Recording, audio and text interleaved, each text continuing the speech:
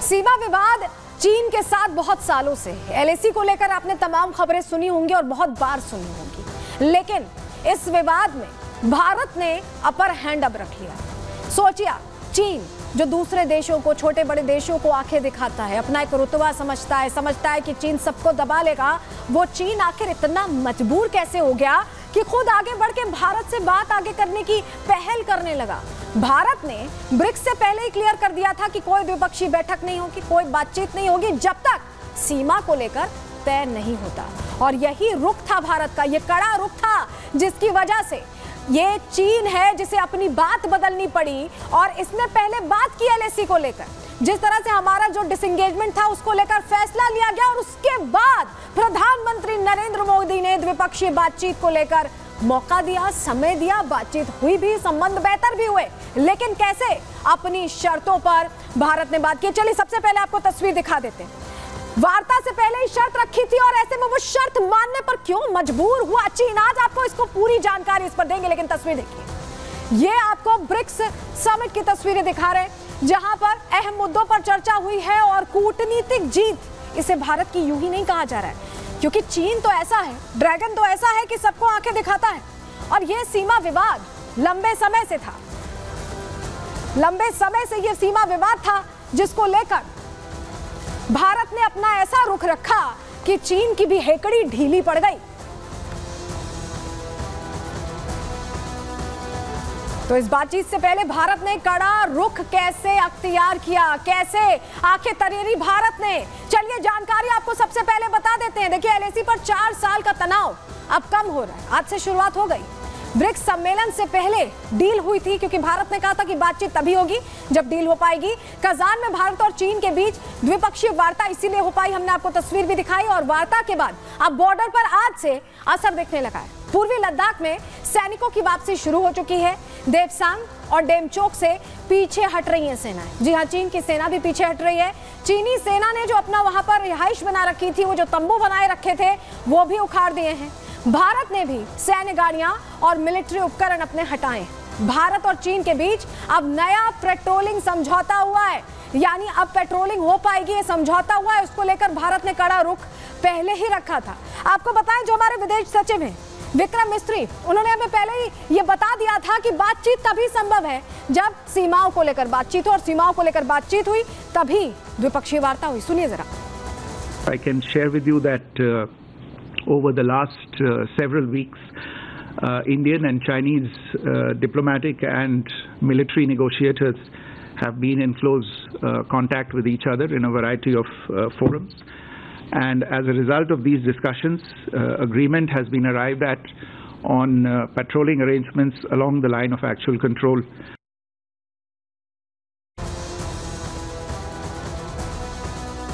तो आपको बताएं कि अब पेट्रोलिंग होगी और 29 तारीख तक, जब इस महीने की 29 तारीख तक डिसएंगेजमेंट खत्म हो जाएगा, उसके बाद पेट्रोलिंग शुरू होगी। सेनाओं के पीछे हटने के बाद साल 2020 वाले हालात फिर से बन जाएंगे। जी हाँ, देमचोक और देपसांग में दोनों तरफ से पेट्रोलिंग होगी, जिसको लेकर तैयारी कर ली गई है और 10 दिन बाद शुरू हो सकती है, क्योंकि मैं आपको बता रही हूं कि पहले डिसएंगेजमेंट पूरा होगा।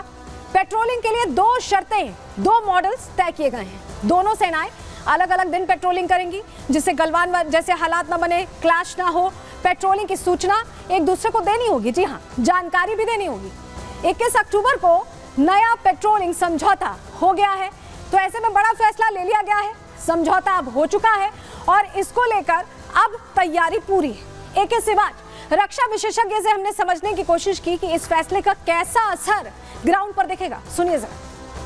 जो अभी कार्रवाई हो रही है वो काबिल तारीफ है, इसमें कोई शक नहीं। जो देपसांग और डेमचोक में एक ऐसी स्थिति पैदा हो गई थी जो eyeball to eyeball थी, क्योंकि अगर मैं अपने व्यूअर को बताएं, पहले गोगरा, हॉटस्प्रिंग और नॉर्थ और साउथ पंगांगसो और प्लस गलवान के अंदर जो डिसएंगेजमेंट हो चुकी थी, मगर जो देपसांग और डेमचोक में नहीं हुई थी। तो जो अब कार्रवाई हो रही है वो बहुत अच्छी पहल है।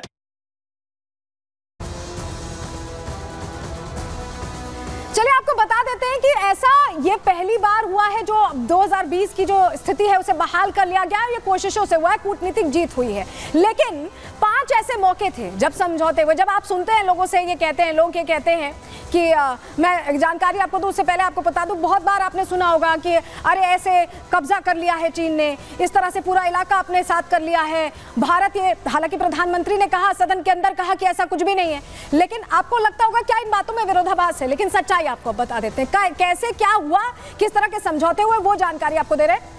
देखिए 1993 में बीजिंग में समझौता हुआ, एलएसी का सम्मान करने की बात इसमें कही गई।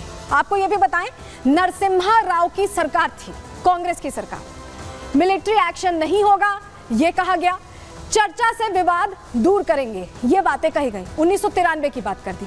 दूसरा समझौता कब हुआ? 1996 में दिल्ली में हुआ। दिल्ली में किसकी सरकार थी उस वक्त? आपको बताएं, जनता दल देवगौड़ा की सरकार थी, कांग्रेस के समर्थन से यह सरकार बनी हुई थी। 13 दिन की अटल बिहारी वाजपेयी की सरकार थी, लेकिन उसके बाद देवगौड़ा सब संभाल रहे थे। और उस दौरान क्या हुआ? मिलिट्री टेंशन कम करेंगे, दिल्ली में बात हुई, मिलिट्री टेंशन कम करने की बात हुई। एलएसी से मिलिट्री जो ट्रूप्स हैं उसको भी कम करेंगे, यानी डिप्लॉयमेंट कम होगा, ये भी बात हुई। और इसके अलावा एलएसी पर हवाई एक्शन नहीं होगा, यानी हवाई कोई भी फाइटर जेट से ये मूव नहीं कर पाएंगे। दूसरे समझौते की बात हो गई। तीसरे समझौते की अब बात करते हैं। 2003 बीजिंग में समझौता हुआ और इस वक्त अटल बिहारी वाजपेयी की सरकार थी, बीजेपी की सरकार। चीन ने सिक्किम को भारत का हिस्सा माना। चीन बहुत से इलाकों को अपना कहता है, अरुणाचल प्रदेश को भी अपना कहता है, सिक्किम को भी अपना कहता था, लेकिन सिक्किम को अपना नहीं माना और कहा कि वो भारत का हिस्सा है। तब अटल बिहारी वाजपेयी की सरकार में ये बड़ी बात हुई। उसके बाद चौथा समझौता कब हुआ? 2005 दिल्ली में हुआ।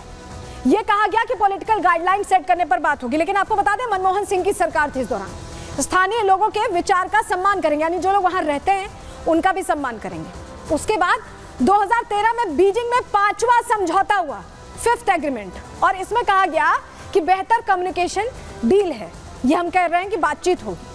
एलएसी पर यह पॉइंट बहुत इंपॉर्टेंट है। जब आप गलवान की घटना देखते हैं तो आपके मन में शंका होती है कि आखिर हमारे जो फौजी थे उनके पास हथियार क्यों नहीं थे? ये मनमोहन सरकार का फैसला था, क्योंकि एलएसी पर बिना हथियार पेट्रोलिंग होगी, ये साइन किया गया था। इसके अलावा और क्या पॉइंटर्स थे आपको बताएं? बिना हथियार जाएंगे और फायरिंग रेंज नहीं बनेगी, ये भी साइन किया गया था।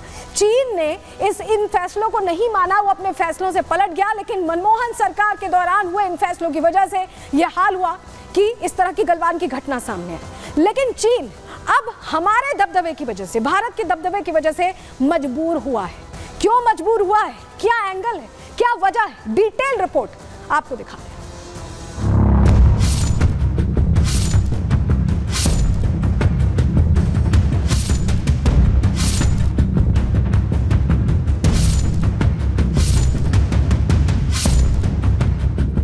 साल 2020 में गलवान झड़प के बाद से भारत और चीन के रिश्तों पर बर्फ जमी हुई थी, लेकिन मोदी की कूटनीति, पुतिन की मध्यस्थता और चीन की मजबूरी के चलते दोनों देशों के रिश्तों पर जमी बर्फ पिघलने लगी है। कजान में हुए ब्रिक्स सम्मेलन में रूस के राष्ट्रपति व्लादिमीर पुतिन, प्रधानमंत्री मोदी और शी जिनपिंग के बीच किसी पुल की तरह दिखाई दिए। 5 साल से रिश्तों पर जमी बर्फ पिघली तो प्रधानमंत्री मोदी ने पहले भारत और चीन के बीच सीमा पेट्रोलिंग पर बनी सहमति का स्वागत किया।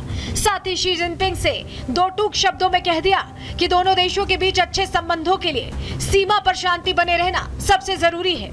आपसे मिलकर खुशी है, और जैसा आपने कहा 5 साल के बाद हमारी फॉर्मल मीटिंग हो रही है। हमारा मानना है कि भारत और चीन के संबंधों का महत्व केवल हमारे लोगों के लिए ही नहीं, लेकिन वैश्विक शांति, स्थिरता और प्रगति के लिए भी हमारे संबंध बहुत अहम है। तो देखिए, भारत ने तय किया और करके दिखाया, और भारत ने बता दिया कि कितना भी आक्रामक पड़ोसी हो, पड़ोसी तो बदला नहीं जा सकता, लेकिन उनको समझाया जा सकता है, और समझाने का तरीका भारत जैसा होना चाहिए, तभी समझ में आएगा।